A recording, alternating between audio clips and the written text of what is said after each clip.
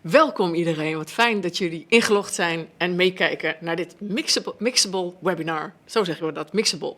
Mixable was een festival dat zou nu plaatsvinden. Er zouden hele mooie dingen gebeuren. En er zou bijvoorbeeld ook een gesprek gevoerd worden over de inclusieve podiumkunstenagenda. Maar jullie weten het, er kwam zo het een en ander tussen. Dus zitten we hier nu wel in een hele lekkere, coole studio, toch? Zeker. We zitten hier met gasten en we willen graag in gesprek gaan. We spreken over educatie en we spreken over programmeren in de kunst en hoe dat zo inclusief mogelijk, maar dan wel exclusief in de zin van kwaliteit, te gaan doen. Wij willen ook heel graag dat jullie met ons meedoen.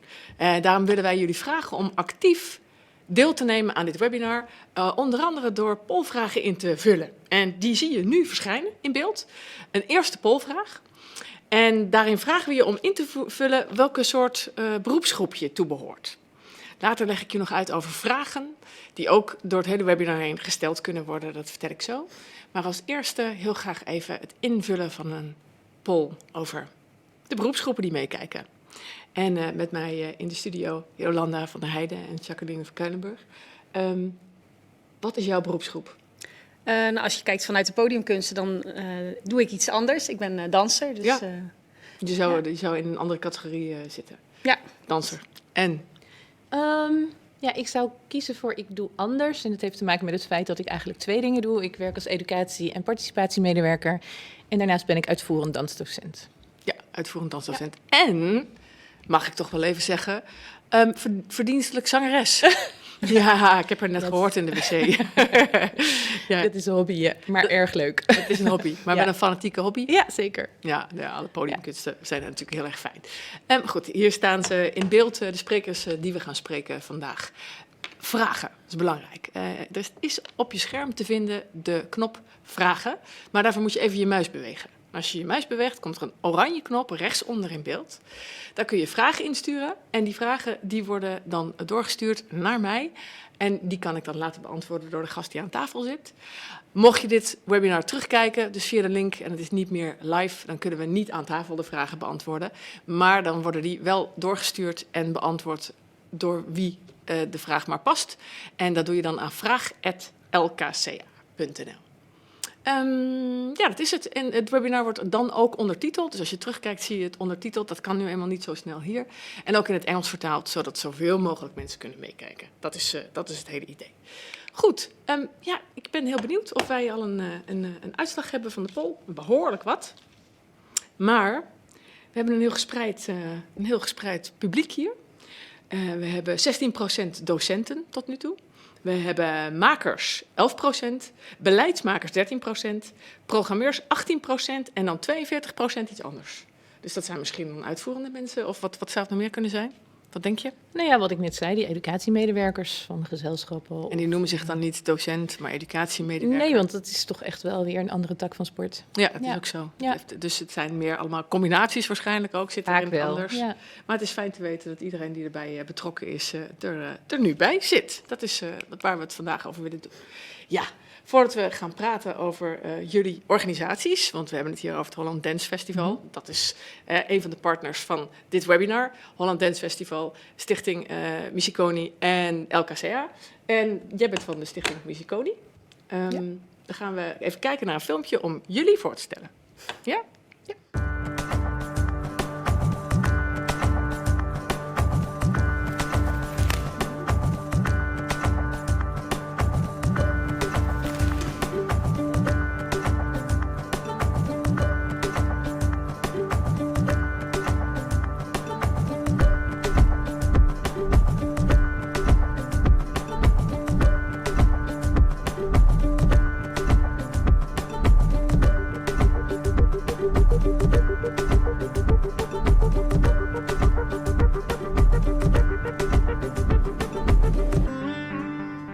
Het is geweldig om te dansen. Ik heb heel veel energie en je kan met dansen echt je energie kwijtraken. En je kan weer ook energie erbij krijgen, ja. Energie en minder concentratie. Een gelukkig gevoel en dan dat je vrij bent.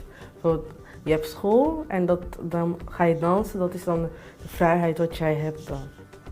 Ja, dat voelt goed, dat voelt wel lekker en ja.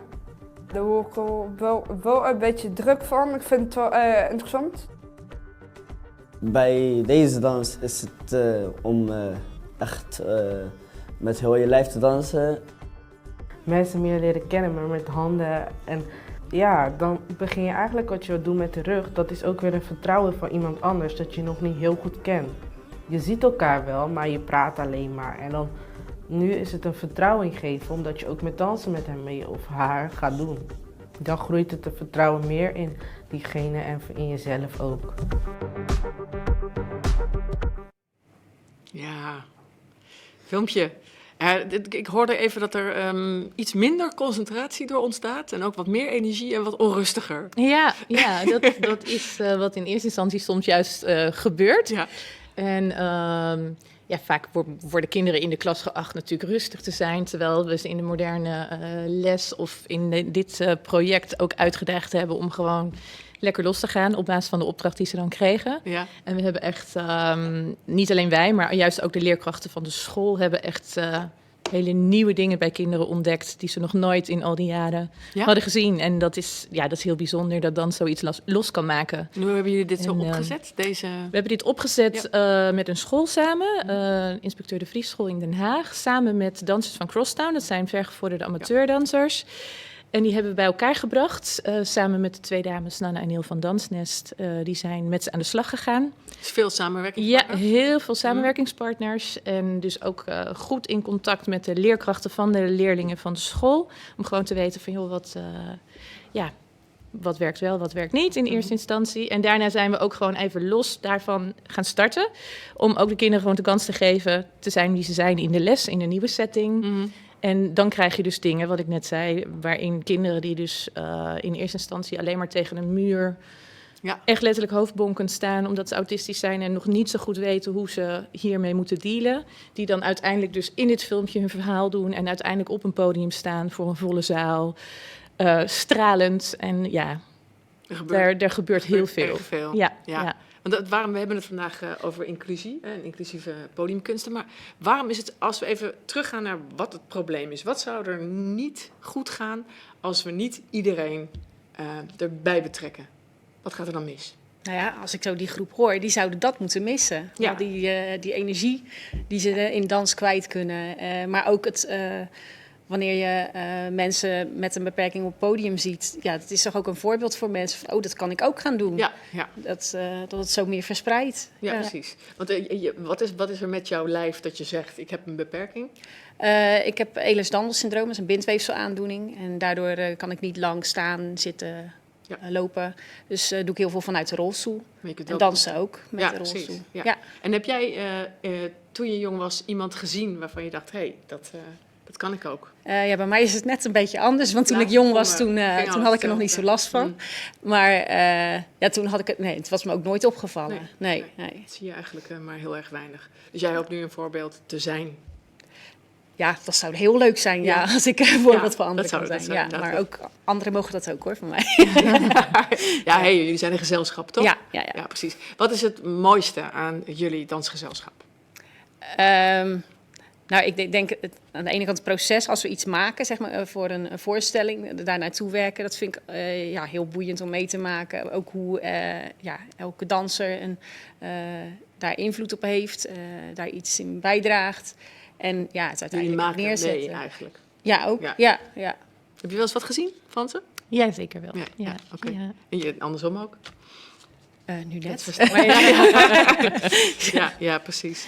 En is er, als je die lessen geeft, is er een andere aanpak? Is er een andere pedagogiek nodig? Ja, of is het een kwestie van beginnen met z'n allen?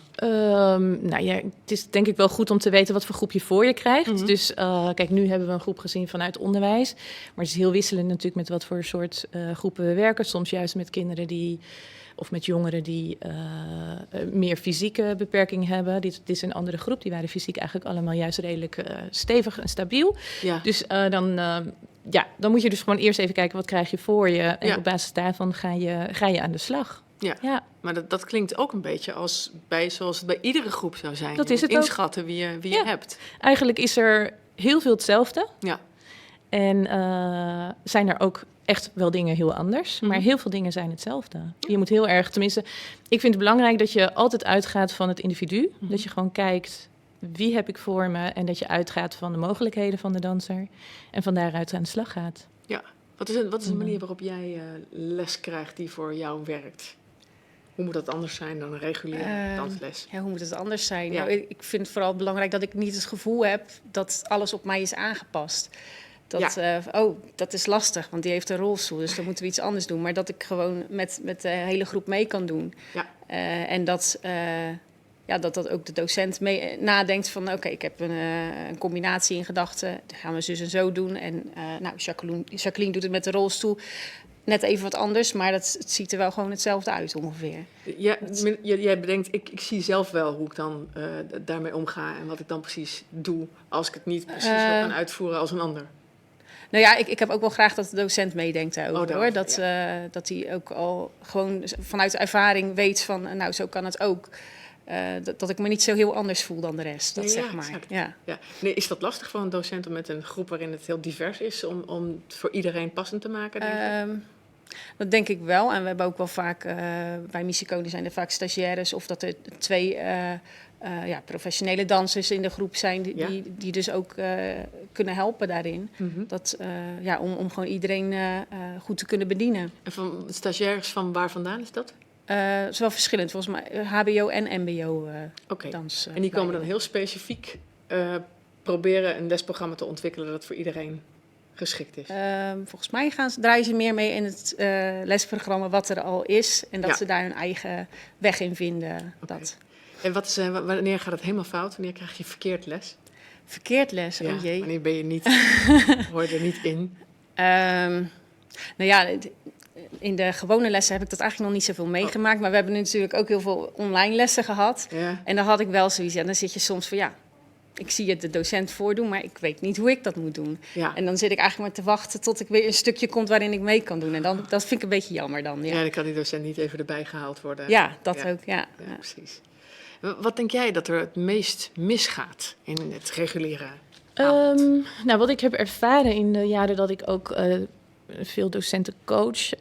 is dat je ziet dat ze soms nog heel erg vastzitten in het...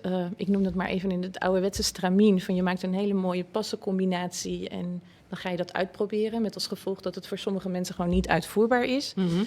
En dat het dus heel erg belangrijk is dat je aan de voorkant heel goed bedenkt... van wat wil ik eigenlijk met de opdracht of de oefening die we nu gaan doen... en dat je die dan zo vormgeeft en dat je de instructie zo geeft... dat die open is, waardoor die door iedereen gedaan kan worden eigenlijk. Ja. En dat je hem ook niet zo vasttimmert in de muziek... dat iemand die dus met de rolstoel moet draaien... en daar meer tijd voor nodig heeft dan iemand die dat op de voeten kan doen... dat je daar bijvoorbeeld een ruimte voor biedt. Dus Binnen de muziek ook. Dat kan nog lastig zijn. Het kan heel goed soms wel binnen de muziek... maar je moet je gewoon heel erg bewust zijn van de groep die je voor je hebt. En wat ik zeg, wat ik ervaren heb... is dat heel veel docenten heel erg in de vorm gaan zitten... Mm-hmm. En daardoor eigenlijk het doel van hun opdracht min of meer losgelaten hebben. En dat is zo zonde. Terwijl als ik dan die Ze leggen hun vorm vast, bedoel je? Ja, dus oké. vanuit de academische dans gezien... Ja. of vanuit moderne dans gezien... dit vormpje wil ik gewoon heel graag doen. Mm-hmm. Alleen dan bedenken ze niet dat dat voor sommige dansers uit de groep... heel lastig kan zijn. Ja, Terwijl als je dan bedenkt van... maar die vorm heeft eigenlijk heel erg te maken met... dat wij nu een bepaalde richting opgaan... en dat we daarna een draaibeweging maken... die op 100 manieren gedaan kan worden. Terwijl als je die open instructie geeft... en dat heb jij dan waarschijnlijk in de filmpjes heel erg gemist. Ja. Als je die open instructie geeft... dan kan iedereen volgen. Iedereen meedoen op zijn manier. En dan kun je altijd momenten inbouwen... als we het hebben over musicaliteit. Ja. Dat je bijvoorbeeld een aantal momenten inlast met de groep... waardoor het dus niet heel individueel blijft... maar waardoor het toch samenkomt. Dat je zegt van dit is het moment waarop je... wacht. En wachten in dans is nooit wachten op de bus. Dat kan je heel erg mooi invullen, dansant. Maar dat je op elkaar wacht en van daaruit weer samen optrekt... Maar daar kun je allerlei oplossingen voor bedenken... zonder dat je heel erg in die vorm blijft hangen. En dat is een ding wat ik vaak gezien heb... waar heel veel docenten, met name die nu niet kort geleden van de academie zijn gekomen... dus de docenten die wat meer door de vorm... de oude stempel. De oude stempel. Toen was er in de opleidingen nog wat minder oog voor. En toen gingen we nog met z'n allen heel erg uit van toch het perfecte dansplaatje. Pasjes. En het Ja, pasjes... techniekjes, ja. tuurlijk. Ja, Dus, dat is natuurlijk ook zo. ja. En jij zegt, de essentie van de beweging en van de dans, die is Ja. taalbaar in allerlei soorten Interpretatie, de essentie. mensen, ja, noem- danserslichamen. Ja, Dus, ja. Ja, het is fijn dat er vragen binnenkomen, want dat Oké. wil ik nog een keer herhalen. Stel vooral een vraag bij de knop, stel een vraag en dan Ja. even met de muis heen en weer. Het eerste, en dat wilde ik sowieso al vragen, hoe beweeg je scholen om mee te werken? Want jullie zetten in op speciaal onderwijs. Werken jullie met scholen samen? Ik weet dat Missiconi dat wel doet, maar ik volg alleen op de zaterdaglessen. Maar oké. ik weet dat Missiconi wel. Dan ga ik met zo scholen meteen even bezig is. vragen. Ja. En ja, hoe krijg je scholen zover om mee te werken? Ja, nou, dus in het begin dus heel veel netwerken en proberen ook dingen te laten zien. Nou ja, een stukje film wat we net hebben gezien, hebben we daarvoor gebruikt om ook naar de scholen toe te laten zien van kijk wat er allemaal met jullie leerlingen kan. En dan zie je dus inderdaad leerkrachten van, oh jee, ja, dat had ik echt nooit bedacht. En nou, dan gaan we vaak met een soort Het introductie. moet wel overgehaald worden, begrijp ik uit jou. Nou ja, overgehaald. Het is een beetje wat de boer niet kent. Ja. Dat eet hij nog niet. Ja, En, precies. dus het is ook met elkaar optrekken en ook natuurlijk heel erg expertise uitwisselen. Kijken in een sport of een gymles van hoe vliegen jullie dat met een bepaalde doelgroep aan? Want wat ik al net zei, speciaal onderwijs klinkt heel makkelijk. Het speciaal onderwijs, maar dat kun je eigenlijk niet over één kam scheren. Iedere school, ieder cluster heeft gewoon weer zijn eigen... zijn eigen puntjes waar je gewoon net Precies. even op een andere manier moet schakelen. Ja, nee, ik begrijp het. Dus dat zijn meerdere manieren waarop je die scholen betrekt. Ja. En Erik Schulp stelt hier een vraag. Er staat, waarom zijn er zo weinig aanbieders die een aanbod voor mensen met een beperking hebben? Nou moeten we even raden, dat is het jammere van online, wat er bedoeld wordt met dat aanbod. En Nee. welke aanbieders. Maar jij Ik hebt denk daar dat ik het associaties weet, want bij. ik ken Vertel. Erik Oh, je toevallig. ken- ja, zeg maar. Oh, die ken ik. Ja, Heb je ja, Erik weer dat moeten is, nee, heel nee, ja. fijn, Erik. Hartstikke Heel leuk. fijn. Erik die zet zich in Den Haag enorm in voor kunst binnen het speciaal onderwijs. fijn. En wij hebben dus vanuit Dus je wil meer Holland van jullie soort eigenlijk. Nee, dat is vanuit het expertisecentrum, de cultuurschakel. Wij hebben eigenlijk 1,5 jaar geleden echt de keus gemaakt om op het gebied van educatie, danseducatie, echt ons speerpunt op het speciaal onderwijs te leggen. Nee, maar daarom En zegt hij, hij waarom zijn er vraagt zo weinig waarom zijn dat er zo aanbieders? weinig? Ja. En dat heeft denk ik te maken met dat dat er nog heel veel geleerd moet worden ook. En dat je natuurlijk als gezelschap ook een keus moet maken om flexibel te willen en kunnen zijn in het product wat je Ja, neerzet. dat is natuurlijk ook zo. En ik denk dat het een kwestie van kiezen is, om het maar even zo te Oh ja, zeggen. ja. Ja. Dus waarom denk jij dat er weinig aanbod is? En dat er zijn ook weinig dansgezelschappen als dat van jullie, toch? Ja, nou ja, ik denk dat op zich ook het financiële plaatje lastig is. Want je moet natuurlijk eerst iets opbouwen voordat je het kan verkopen aan de scholen. En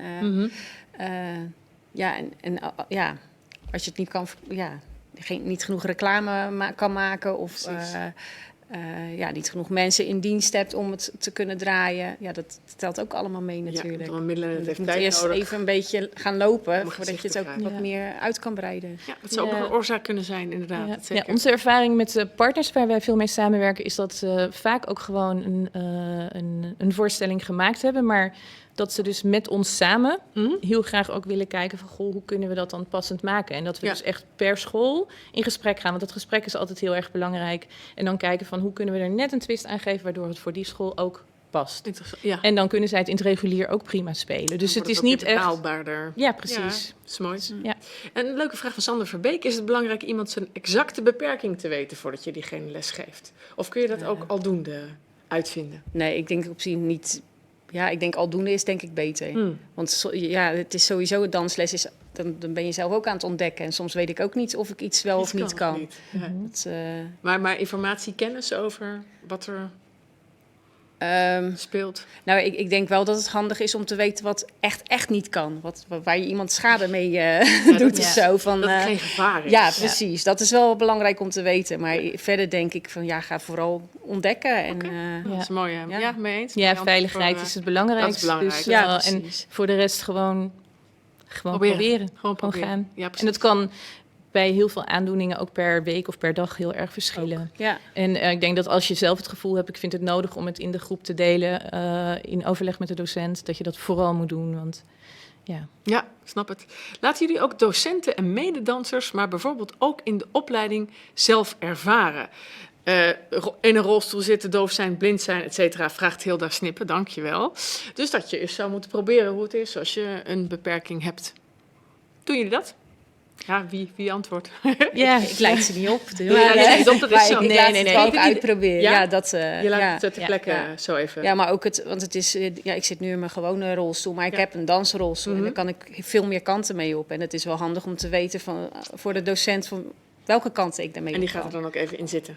Om dat Ja. te proberen. Zeker wel. Ja. Ja, Zelf ook wel eens gedaan? zeker. Ja? Ja. En ook niet zien en Oh, doof zijn. ja. Alles geprobeerd, Ja. aan de lijve ondervonden. Ja. Nou, heel dat is je antwoord. Je leidt ze niet op, maar je laat het ze wel ervaren. Ja, Er wordt veel ervaren, dus nou, dat is heel fijn. Ik wil nog even die communicatie, hè, daar wil ik nog even over hebben. Communicatie wordt vaak gesteld, moet ook inclusiever. Hoe moet dat gebeuren dan vanuit bijvoorbeeld jullie festival?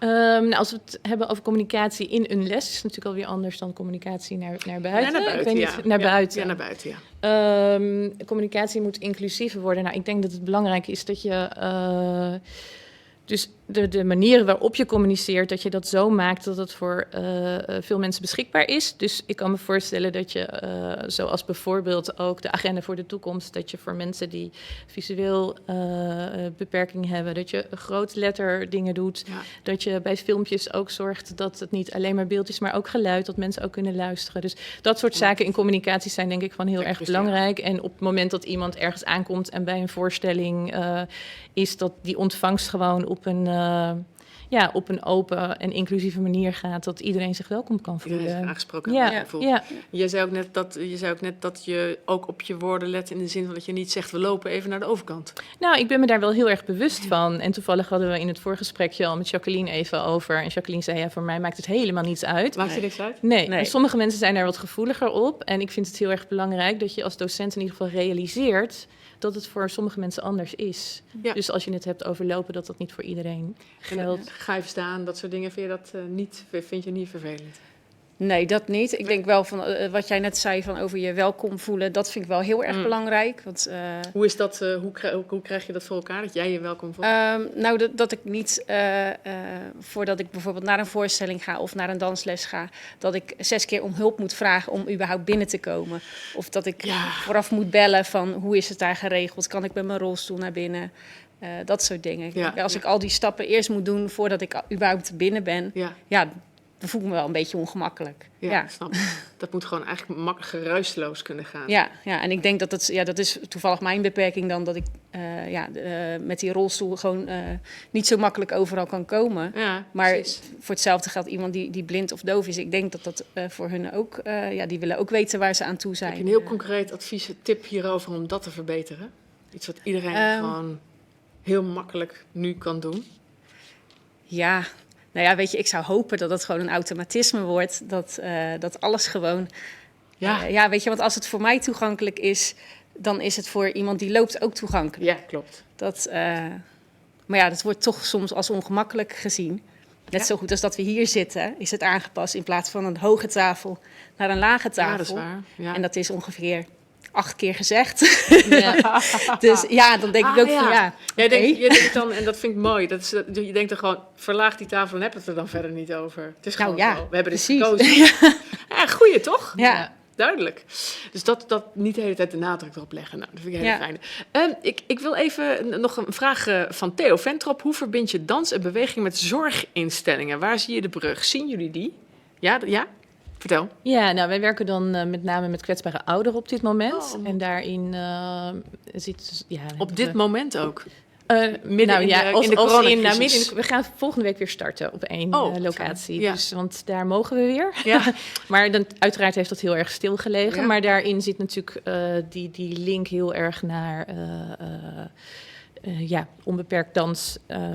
Of dat nou met jongeren is of met kwetsbare ouderen. Mhm. Die somatische of geriatrische klachten hebben. En daardoor in verpleeghuis zijn beland. En, Hoe heb je die dan weer betrokken? Hoe heb je die Ja, dat is- samenwerking dat- voor elkaar gekregen? Ja, dat is ook heel veel lobbyen en Ja? heel veel praten. En ook gewoon op een gegeven moment gewoon gaan uitproberen. En iemand vinden die zegt van, ik zie dit. En Ja, dan met elkaar merken van, hier gaan we op door. je Dus moet die dat is- eerste Ja. hebben, dus Ja. de eerste stap. Ja, en voor de rest is het zo dat wij nu al een aantal partnerscholen hebben. Dus als we het hebben over zorginstellingen.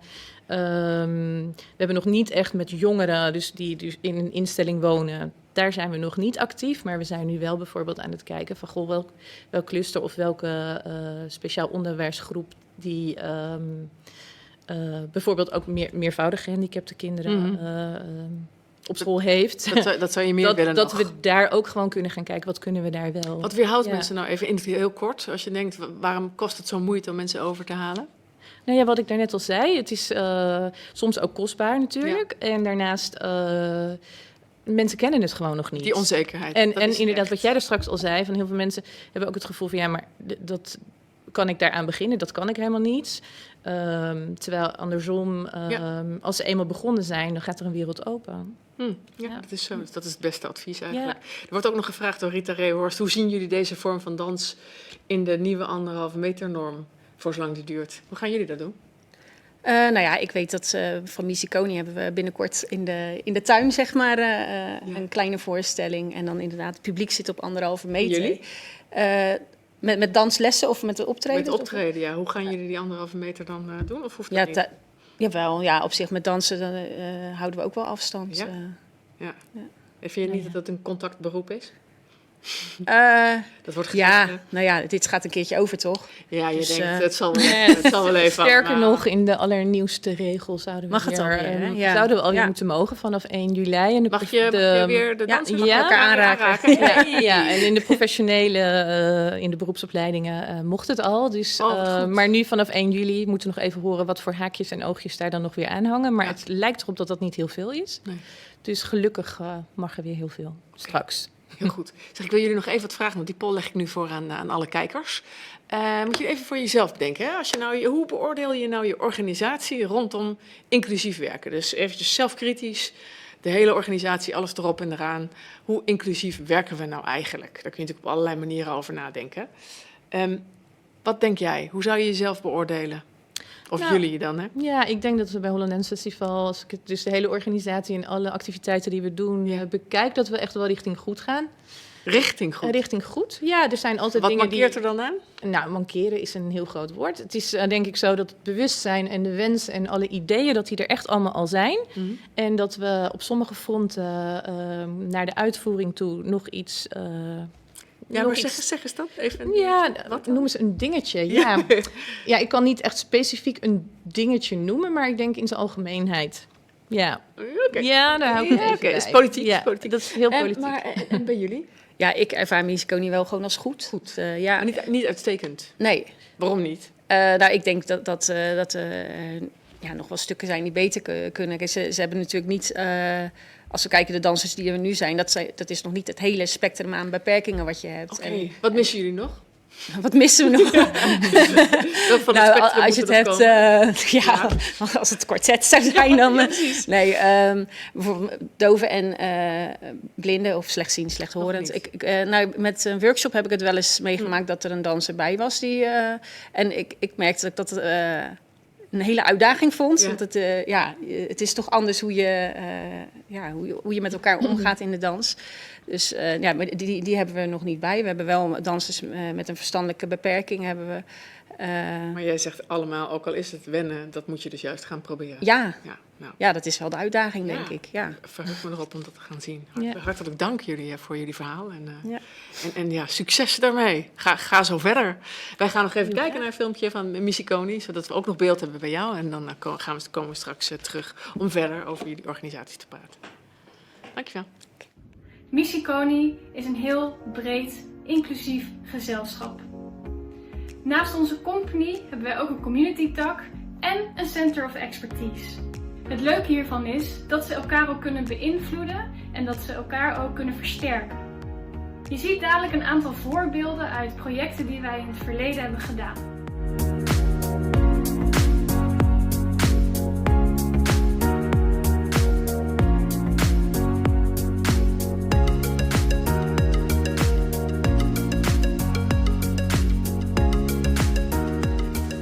Wij zijn deze 2 weken in residentie vanuit het Spoffing Festival. En dat houdt in dat we 2 weken lang eigenlijk de tijd hebben om nieuw werk te maken. En dat doen we samen met Oceans All Over, een theatergezelschap uit Glasgow.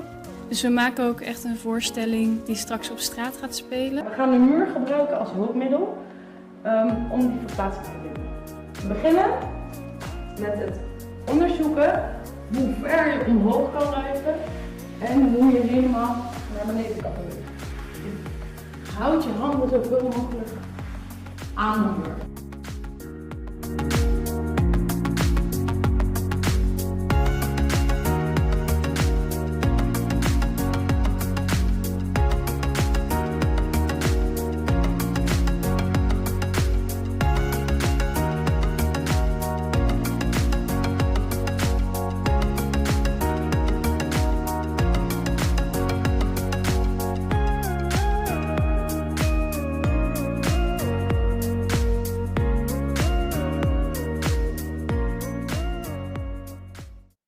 Ja, mooi filmpje, Joop Oonk. Welkom. Dank je. Carlijn Zonneveld, welkom. Van Nieuwe Luxor. Gaan we zo even naar kijken.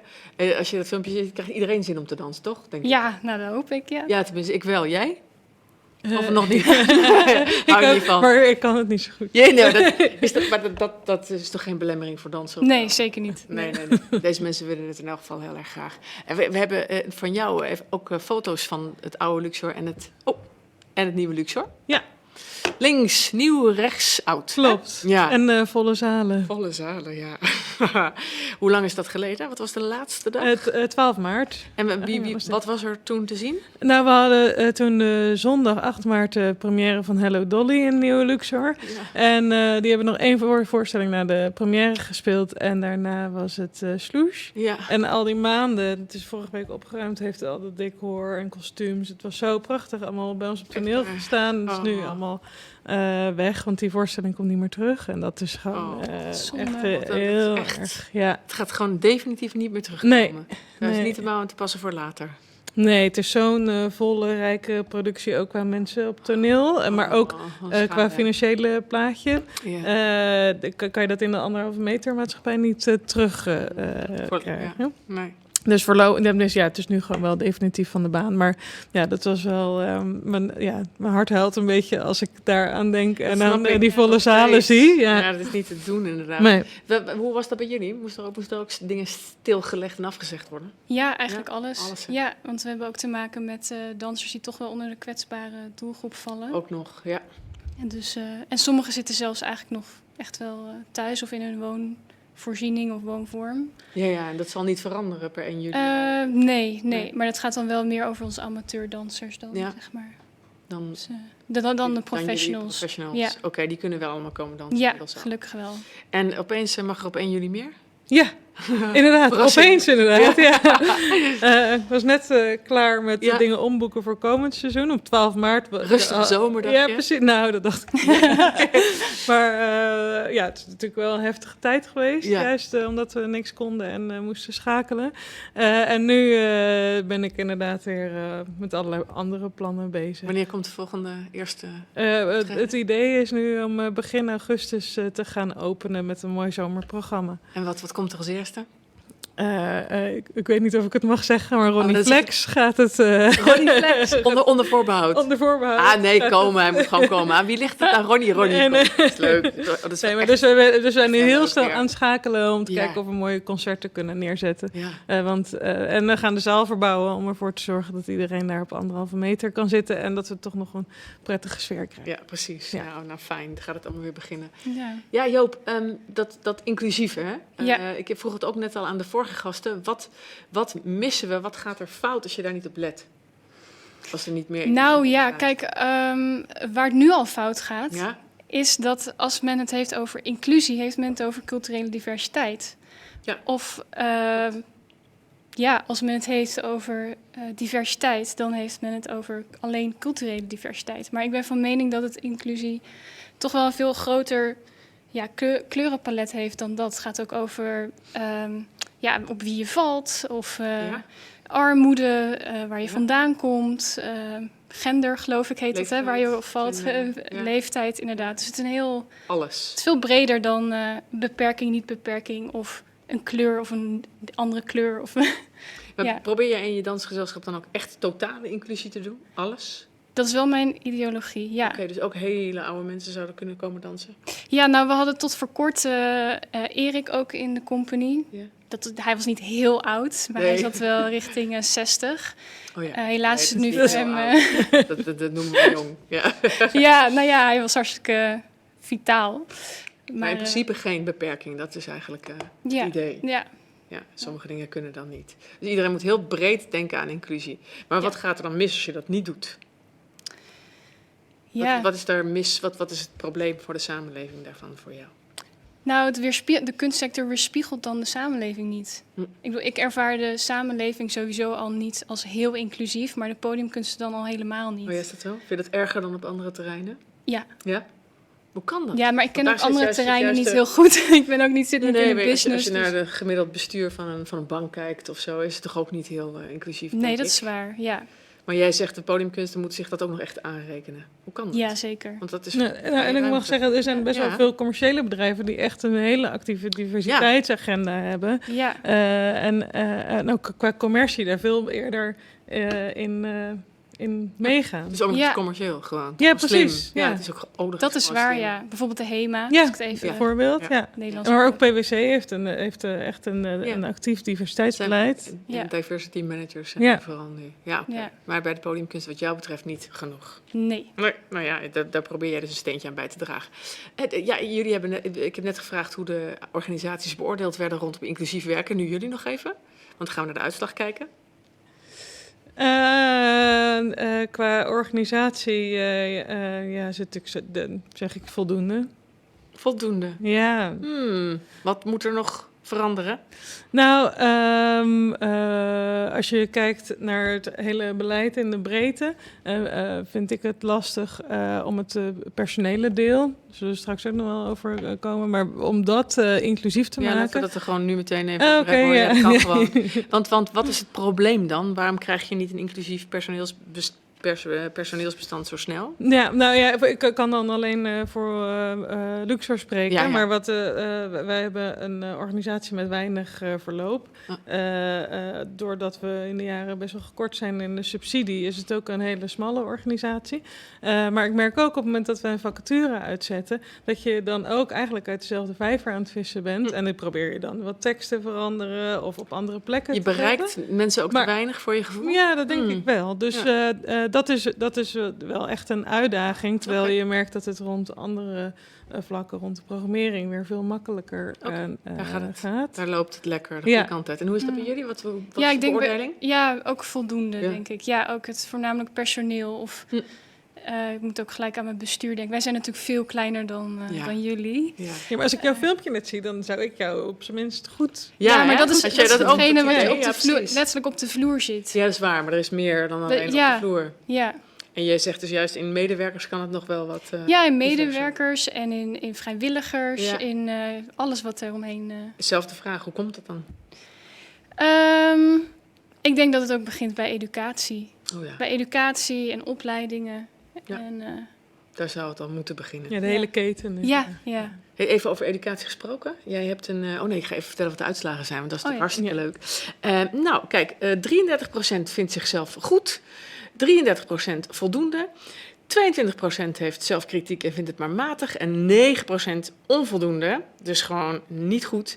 En 2% uitstekend. Kijk, Zo. nou, Oh, dan ben ik heel benieuwd naar die ja, wij 2%. zijn ook heel benieuwd. Weet je, we hebben die vraagknop en welkom, hè. Vragen mogen nu binnenkomen voor deze mensen. Maar ik zou het ook leuk vinden als degene die uitstekend heeft ingevuld even opschrijft waarom. Doe je gewoon geen vraag, maar schrijf je gewoon even op. Ik gaf uitstekend om. Hetzelfde geldt voor die mensen met die onvoldoende. Ik zou het heel graag even Ja. horen waarom dat nou in zit. En verder gewoon vragen voor iedereen, dat kan. Dus we willen heel graag van jullie meekrijgen.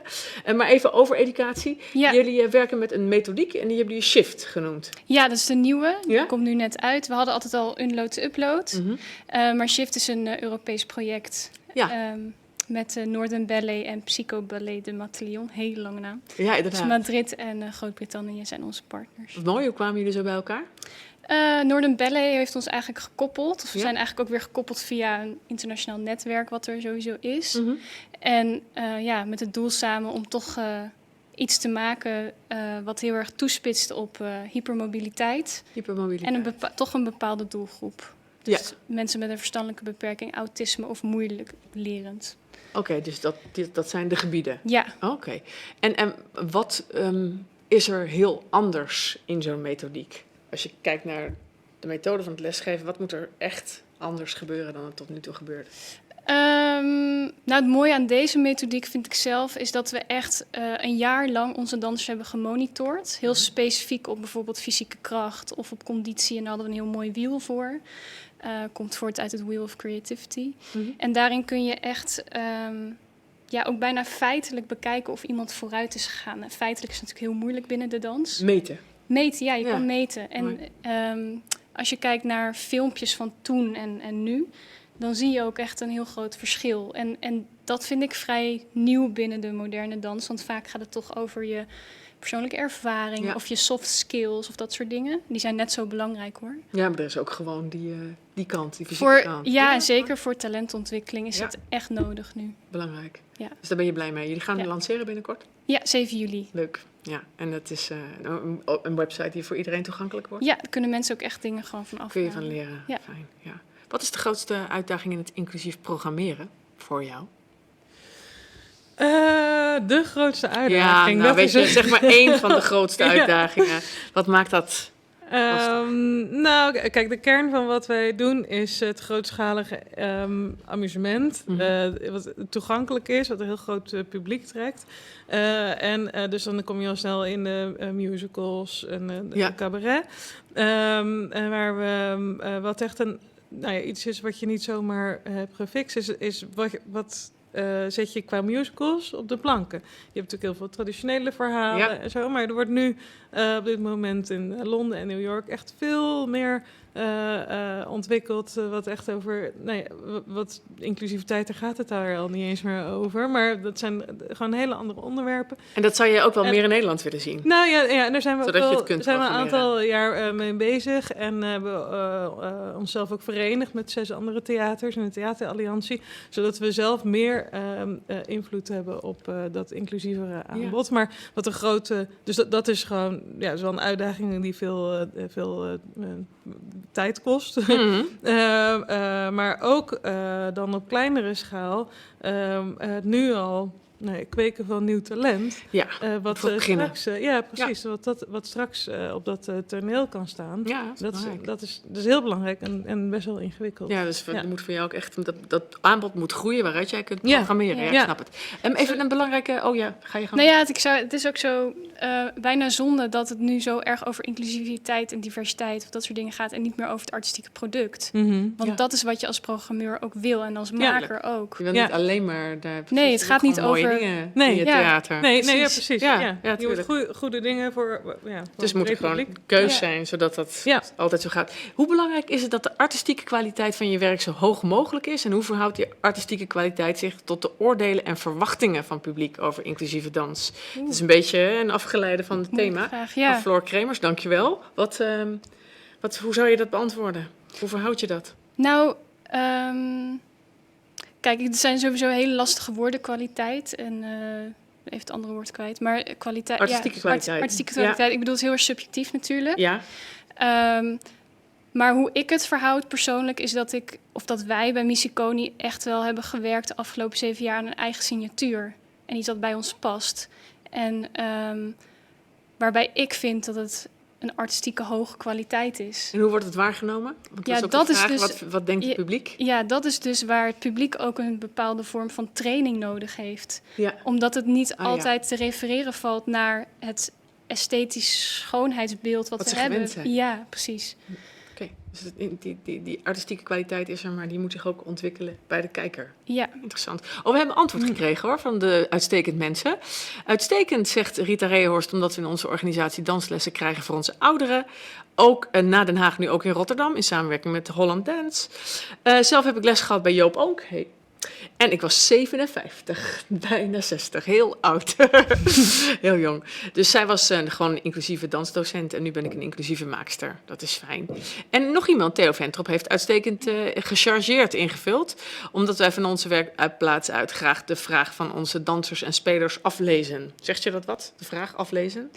Ja, dat hij dus naar het individu kijkt. Ja, en dat is het waar we het ja. over hadden, hè? En dat je daarmee leert werken. Ja, dat is Theo is van Tiuri, het Breda-werk. Oké, dan zie je allemaal bekenden. Jullie Ja. zitten gewoon een feestje te houden. Sander Verbeek wil weten, hoe zorg je dat een agenda in actie wordt omgezet? Want daar moeten we het wel even over hebben inderdaad, over die agenda met punten voor de inclusiviteit. Nou, wie mag het woord geven? Ja, ik zit heel eerlijk gezegd nog eventjes Ja. op wat zij net, Ga je gang. net over die kwaliteit en die artistieke Ja, visie. vertel maar. Want dat is denk ik van zo'n groot belang. Wat ik heel vaak terugkrijg van nieuwe makers en van mensen die een inclusiever publiek hebben, is dat er door de gevestigde orde zo erg wordt nagedacht vanuit die ouderwetse kaders van artistieke visie en wat is kwaliteit en bij welk genre hoor je. Ja, En, welk hokje je pas doet je. iets, ja, precies. Ja. Je doet iets urban. Nou, dan hoor je onder het kopje grassroots. En dat er niet... Een voorbeeld is bijvoorbeeld Kenneth Asperaat, de broer van Jan Dino. Die werd door gevestigde orde dus nog in het hokje grassroots geduwd, terwijl hij de Kuip vol speelt. Ja. Dat soort dingen, die kaders, die ideeën van, nou, dat is kwaliteit en zo moet het zijn. Ja. Ik denk dat het daar voor een heel groot deel vanuit programmeren begint om dat los te laten. En ook, Ja, dat heb je verantwoordelijkheid. ja, precies. En ook die jonge nieuwe makers of andere gezelschappen als experts zien. En niet van, wij gaan wel even uitleggen Hoe het moet. Ja, ik snap het. Ja. We doen nog even een korte laatste poll om te zien waar mensen mee bezig gaan. Daar wil ik jullie ook al over horen nog even. Hè. Wat moet er nou nog gebeuren in de zin van communicatie of in samenwerking of met financiële, dan wel fysieke drempels? Daar wil ik jullie over horen. Nu wordt de poll ingevuld door iedereen, dus dan zien we zo meteen daar de resultaten over komen. Ja, laat ik jou er eens, want we zijn, de tijd raast. Maar zou je daar iets over kunnen zeggen waarvan jij zegt, nou, op dit gebied wil ik echt nog een verbetering aanbrengen? Ja, ik wil heel graag meer draagvlak personeel. Ja, dat maar het is voor ons gewoon ook echt wel een financieel plaatje. Ja. Dus, Je wil meer geld. Ja, meer geld. Ja, ze wil graag meer geld. Dus geef geld. Ja. En jullie? Nou ja, dat is inderdaad ook al een belangrijke. Kijk, we hebben 6 jaar geleden onze achterdeur opengezet. Dat klinkt heel onerbiedig, maar we hebben als Nieuwe Luxor natuurlijk heel veel vierkante meters en een grote studioruimte. Werd allemaal niet gebruikt. Merkte dat er in de stad heel veel gezelschappen en jonge makers waren die daar echt gewoon vooral aan die faciliteiten behoefte hadden. Ja. Dus dat zijn we 6 jaar geleden gaan doen. Wat wil je meer gaan doen? Nou ja, we willen nu ook de voorkant open doen. Dus ook het waait het lekker door, dus het ook, ventileert. Ja, precies. Ja. Het hele gebouw eigenlijk open zetten. Die plannen, zeker nu in deze crisis, zijn we die. Ja. En dan zie je dat het draagvlak onder het personeel, dat het echt met horten en stoten gaat. En dat het uiteindelijk ook mooie dingen oplevert. Maar dat zijn ook processen die gewoon tijd nodig hebben. Ja, dat is zeker waar. En welke drempels zou jij graag willen slechten? Je bedoelt fysieke drempels? Nee, of gewoon ook, maakt niet uit wat gewoon, voor soort barrières. Nou, dan kies ik ook uit het rijtje beeldvorming. Ja? Zo groot, ja. Stigmatiserend en stereotyp. Ach. Heel erg, extreem. Wat kunnen we daaraan doen? Dat is een heel helder voorbeeld van Jacqueline. We passen de tafels aan, heb je er dan niet de hele tijd over dat we dat gedaan hebben. Ja. Heb jij daar ook nog een voorbeeld van? Ja, heel veel. Maar laat ik het vooral houden op benader iemand of iets of wat je voor je ziet als, en daarom heet ook de eerste methodiek unload to upload, als iets nieuws wat je nog nooit in je leven hebt gezien. En je kijkt ernaar, ik zie bijvoorbeeld Carlijn en dan denk ik, het heeft zo'n mooie lipstift op. En alsjeblieft. En dan denk ik, wauw, ja, tof. Nou, daar kan ik wat mee of daarmee wil ik verder of dat is inspiratie of... Ja, dat is een positieve benadering die je daar hebt. Benadrukken. Ja. De samenwerking met de doelgroep vindt 20% belangrijk. Beeldvorming is maar 3%. Dus dat is dan dat draagvlak personeel scoort ook hier het hoogst, 33%. Inclusief beleid, ja, dat is natuurlijk ook belangrijk, maar dat gaat dan over alles. En het inclusieve aanbod 24%. Kortom, eigenlijk is op al die fronten dus werk aan de winkel. Wat gaat zo'n agenda, wat gaat dat doen? Even tot besluit. Denk je, hoop je. Nou, het is gewoon een hele handige, fijne leidraad. Er zijn hele simpele bullet points in. Ja. Dus het is gewoon iets wat je erbij kan pakken. Houd je scherp ook. Ja. Ja. Ja. En hoe zie jij dat? Ja, nou ja, ik denk hetzelfde. Het is prettig om erbij te houden, maar ja, je moet vooral doen. Ja, je moet Ja. het doen. Ja. Ja, precies. En dat kan nog steeds ondertekend worden, begrijp ik, de agenda. En dan krijg je nog een mail en nog al gauw weer. Dan kun je een enquête invullen en dan kun je ook een beetje een vinger aan de pols houden over hoe het ermee gaat allemaal. Ja, dat was het al. Wat wil je nog kwijt, Carlijn? Nou, zoveel. Je hebt één zin, een motto. Hè? Oh ja, kijk, er komen zelfs nog vragen bij en zo. Kijk, er vraagt iemand of je bekend bent met de stichting Onbeperkt Genieten. Klinkt goed, ken je die? Onbeperkt genieten ken ik niet. Nee, nou Nee. zie je, dan moeten we eventjes contact leggen. Want dat Ja. is dus voor de theaters bedoeld. En je moet dus ook, dat is ook eigenlijk wel een mooi slotwoord. Als je te erg op inclusiviteit gaat zitten, is het ook belangrijk om daardoor niet exclusief te worden. Wat vind je daarvan? Ben ik het helemaal mee eens. Tegelijkertijd heb je soms die exclusiviteit nodig om de juiste mensen te bereiken. En we zitten nu echt aan het begin daarvan. Ja. Ja, Dus je kan niet altijd voor iedereen er zijn. nee. Dat willen we natuurlijk wel. Maar soms is het helemaal niet erg om even heel specifiek op die ouderen of op die Nee. te zitten. Oké, dan zet je even gewoon een spot op, Ja. zodat het even helder wordt en in beweging En komt. daarna kan je het weer opengooien. Op weg nadat het helemaal nooit meer opvalt, dat Ja. overal alles inclusief is. Ja. Dat zou mooi zijn. Dat zou fantastisch zijn. Daar gaan we Ja. voor. Heel veel plezier met Ronnie. Ja. En in alle mooie voorstellingen daarna. En dat er nooit meer producties om zoiets moeten worden afgelast. Ja. En ook heel veel plezier en bedankt voor de prachtige beelden en je toelichting. Succes. Dankjewel. Hartelijk dank voor het kijken. Hartelijk dank voor de vragen en het fanatiek meepollen. Dat was helemaal de bedoeling. En daar zijn we heel erg blij mee. En succes met alle kunst en podiumkunsten en kunsten in de badkamer. En waar dan ook. Lang leven de kunst. Op het terras. Dank u wel. Op het terras. Tot ziens. Bedankt.